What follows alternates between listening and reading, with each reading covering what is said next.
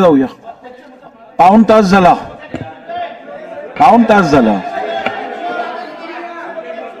शेवटचा प्रश्न जितेंद्र आव्हाडजी, शेवटचा प्रश्न.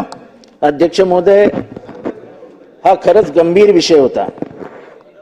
आपण ज्या डॉक्टर तावरेंचं नाव घेतलं, उपमुख्यमंत्री महोदय तावरे, त्यांनी अटक केल्या सांगितलं ऐका की मला माझं तोंड उघडावं लागेल.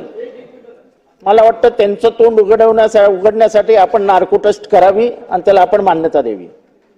पण ह्याच्यातला सर्वात महत्वाचा प्रश्न जो अजूनपर्यंत अनुत्तरित राहिलाय तो म्हणजे पोलीस स्टेशनला आणि पोलीस कमिशनरला फोन कोणाकोणाचे गेले होते.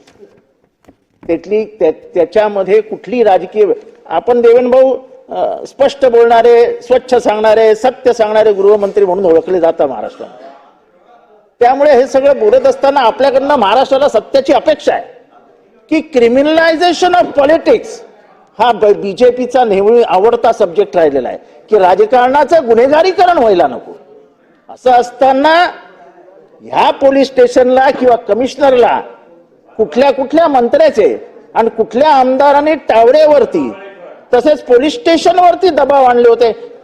कॉल रेकॉर्ड्स आहेत, अमितेश कुमार यांनी स्वतः इंटरव्ह्यू दिलेले आहेत. तर आपण या सभागृहाला आणि या सभागृहाद्वारे महाराष्ट्राला ही माहिती द्यावी की कोणी त्या पोलीस स्टेशनला आणि कलेक्टर आपला पोलीस आयुक्तांना या गुन्ह्यासंबंधी फोन केले होते. आणि बिर्गर बिर्याणीवर का देण्यात आले हो साहेब? पोलीस आयुक्तांना किंवा पोलीस स्टेशनला कुठल्याही मंत्र्याने फोन केलेला नाही.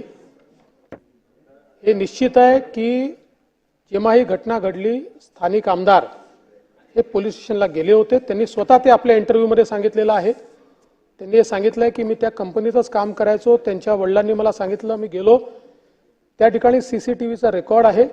ते पोचल्यानंतर जवळपास 35 मिनिटांनी पीआय तिथे पोचले. त्यानंतर 15 मिनिटं त्या ठिकाणी ते पीआय कडनं त्यांनी पीआयशी चर्चा केली, पीआय कडनं त्या संदर्भात सगळी माहिती घेतली आणि त्यानंतर ते तिथनं निघून गेलेले आहेत. याच्या व्यतिरिक्त कोणीही दबाव आणलेला नाही, कोणाचाही फोन रेकॉर्ड नाही.